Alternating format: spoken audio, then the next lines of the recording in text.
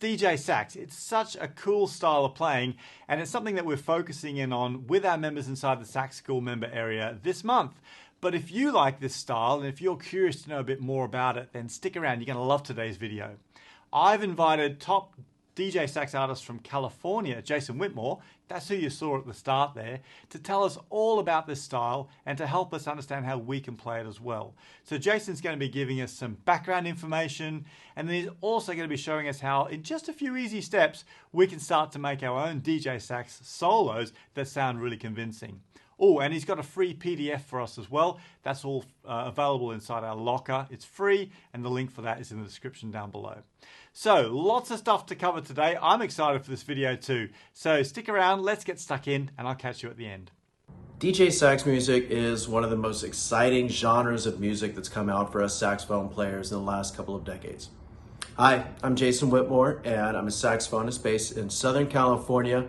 I've been playing DJ sax music for at least a couple of decades now, and I want to share with you in this video today how you can get started in learning about this genre and starting to play this music yourself. You've probably heard some of those iconic saxophone dance music tracks out there like Jubel or Mr. Saxo Beat. Maybe you've even learned those melodies and learned how to play along with them yourself. But today we want to talk about creating something that's new and different to the song. And when we can create something that's not already in the track, we're going to create a unique experience for your audience. And it's going to be a whole lot more fun for the listeners as well as yourself. Now, before we get started, I want you to grab the free PDF that goes along with this lesson.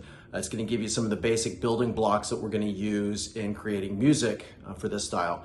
I want you to go to saxschoolonline.com. That's where we keep all of our free PDFs. There's a lot of good material there. So go grab that, and then we'll be able to use that in making music. I first discovered this in a nightclub in Miami when I was down there, and I saw a DJ with a saxophonist and a percussionist playing bongos together.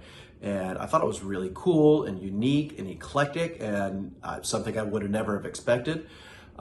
Fortunately, I had a lot of friends who are DJs and club owners and club promoters out here on the West Coast, so I started talking to them and got my first opportunity and really loved it. I'm a classically trained saxophonist. I have a degree in music, and I've played in all genres of music. I love jazz, I love smooth jazz and fusion, I love the blues, R&B, and funk.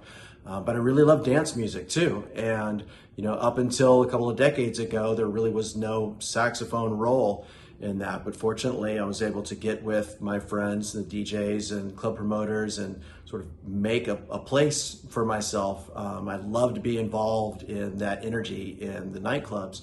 And you know, now in the last couple of decades, it's become a really big part of my saxophone career, and I love what I do.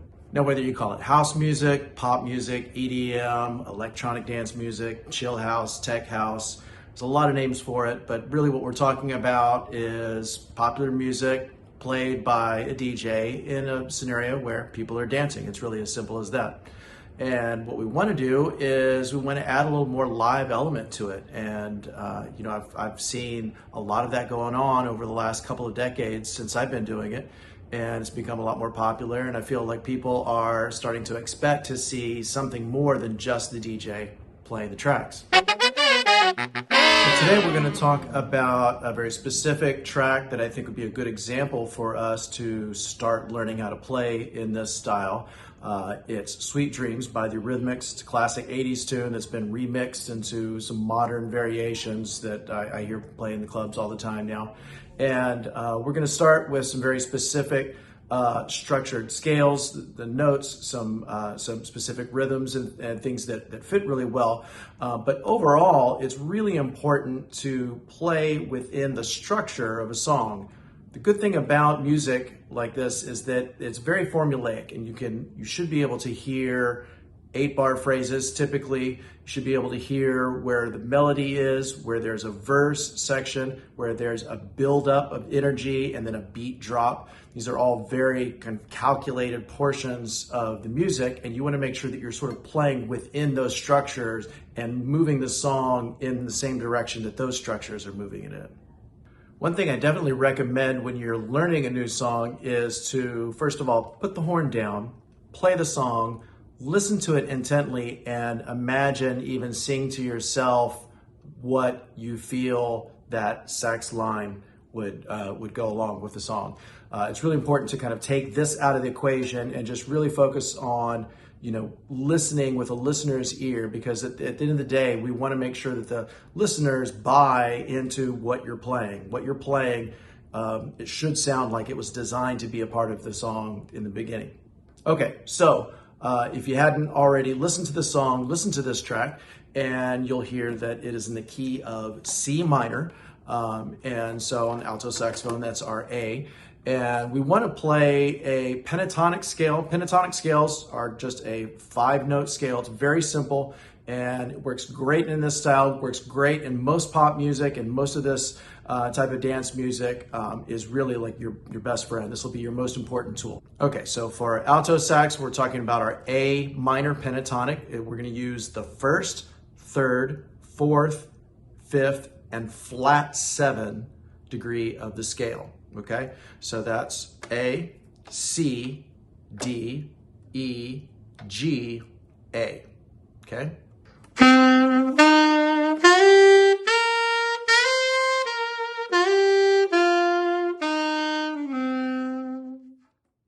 Now, if you want to spice that scale up just a little bit, you want to use that tritone, which is the D sharp in between the D and the E.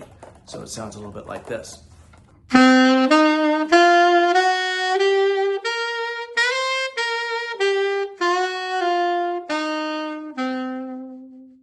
Now, one technique I like to use a lot of times is to sort of play along with the vocalist. Now, a lot of times you don't want to cover up the vocalist. In fact, you really shouldn't ever.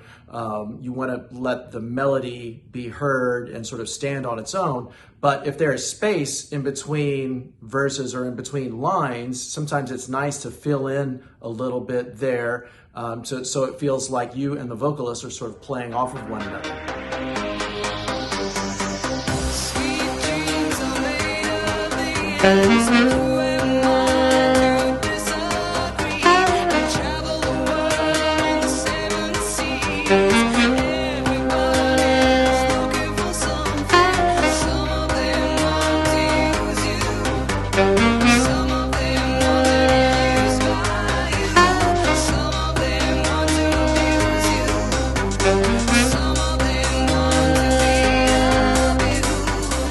If you notice, we just put a couple of these ideas right in between the vocal parts, and the idea is to try to connect with the vocalist as if we're working together, not against each other. Another thing I think it's really important to understand is to really get a feel for the overall vibe, the overall mood of the song. A tune like this, it's in a minor key. It's sort of dark, it's very ominous, it's very synthesizer heavy.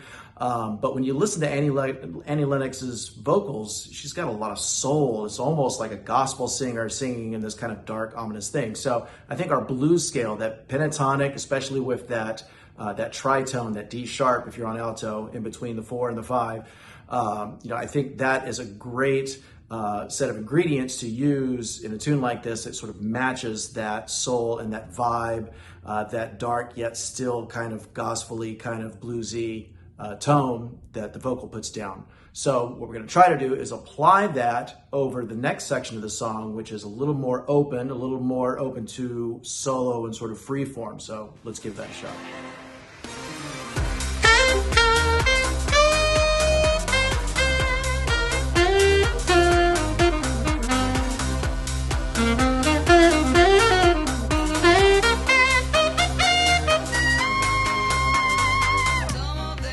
Okay, so if you're practicing along with this song or any music in this genre, make sure that you're listening again to the structure of the song. If you notice, that little solo example was only about 8 measures. I could hear that the vocal was about to come in, and I made sure and led my intensity right up to that moment and pulled out of the way. And so, with that kind of intention, it's going to be more enjoyable to the audience. They're going to feel like your sound, even though it was improvised at the moment, at that performance, was designed to be in the original production of the song. So if we can make them believe that, then we've done our job. So remember some of the tools that we talked about today. Keeping ideas simple. We're using a very basic harmonic structure, really just the 5 notes of the pentatonic scale, 6 if you count that little spicy tritone that's in between the 4 and the 5.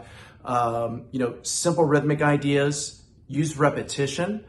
Play an idea, repeat it, come back to it. Come back to that idea at the same portion of the song later. That helps tie everything together. And remember when not to play. If the vocalist has the forefront of the song, let them have the forefront and stand back and wait for that silence or that moment in between the vocals. A couple of other things you might want to keep in mind too is, I play gigs that range from small sort of cocktail hour style settings where people aren't necessarily dancing. Maybe they're just mingling, they're sitting down, they're having drinks or whatever, on up to festivals where, there's thousands of people out there dancing. There's a different style for every scenario. So read the room, play accordingly. Make sure that you're playing within the context of not just the song, but also the audience. So here are my 3 main tips for playing DJ Sax music. First of all, keep it rhythmical. You don't need a whole lot of notes or a crazy colorful line to get across what you're trying to say. This kind of music is really all about the rhythm. It's all about dancing. So simple rhythms. Borrow a rhythm that's already used in the vocal line or some other main instrument in the song is a great idea. You want to use repetition. Pop music is all about repetition. It creates familiarity. So, play a certain lick or a certain line, repeat that. And when you're playing a certain lick over a certain section of that song, when that section repeats, repeat that line as well. And then finally, use clear phrasing. Of course, in this kind of music, there's almost always strict 8-bar phrases. You should be able to hear, where the melody is, where the beat drop is, where there's an open solo section. So try to play within those sections. It really makes it feel like what you're playing was designed to be in that piece in the beginning. And finally, I want to add another bonus point is, making sure that you're reading the room. When you're playing a song on one gig, you might not play it the same way as you're going to play it on another gig. Sometimes I'm playing in a small sort of cocktail hour environment where dancing isn't necessarily the main activity. So I may play a song and maybe I'll play lines an octave lower. I'll play the volume a little bit differently. I may play things just a little bit differently to kind of meet the vibe of the room. As compared to playing at a big festival or in a dance club when people are hands in the air and everything's all crazy. So make sure you read the room and try to play within the context of the mood of what's going on. Hey, I hope you enjoyed that. So much great information from Jason in this video. Let me know in a comment down below if you enjoyed it. I'd love to know from you whether you'd like us to get Jason back for some more videos like this. Also, don't forget to grab the free PDF. It's in the locker, and the link for that is in the description down below. So there's so many more resources like this available for you inside Sax School if you're ready to take that next step. And if you'd like to catch that full masterclass with Jason or any of the other of the huge library of masterclasses that we've got in Sax School, plus of course 1,000 other lessons and courses and so much other good stuff. You can get a 14-day trial. The link is down below. It's a great way to stick your toe in the water and see if Sax School's right for you.